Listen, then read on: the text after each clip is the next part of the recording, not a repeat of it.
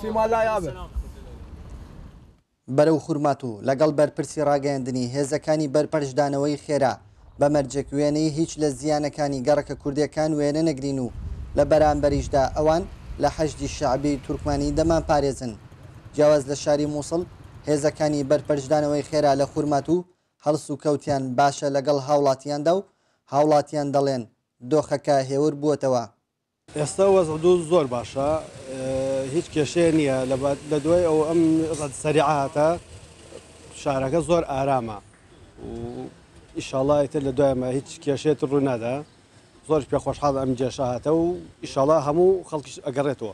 دۆخی شارەکە تا ڕادێتوانم بڵێم هێور کراوەتەوە زۆر باشە، خان و تەقانەوە نەماوە، خانوستاندن نەماوە، تاڵانکردنی خانەکان هەمووی ڕاگیراوە.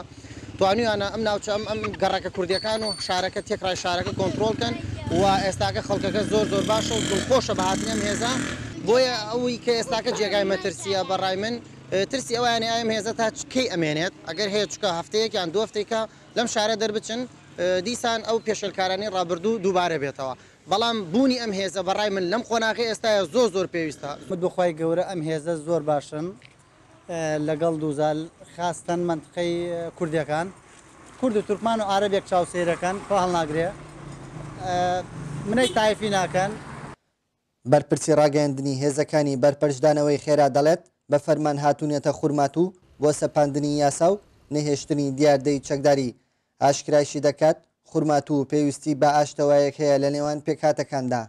هذه القوة جاءت لحماية جميع الطوائف. ئێمە هاتوون بۆ پاراستنی سەرجەم پێکهاتەکانی شارەکە بە بێجیاوازی و بە فەرمانی سەرەوە هاتوونێتە خورمات و هیوادارین سەرجەم ئاوارەکەم بگەڕێنەوە شارەکە.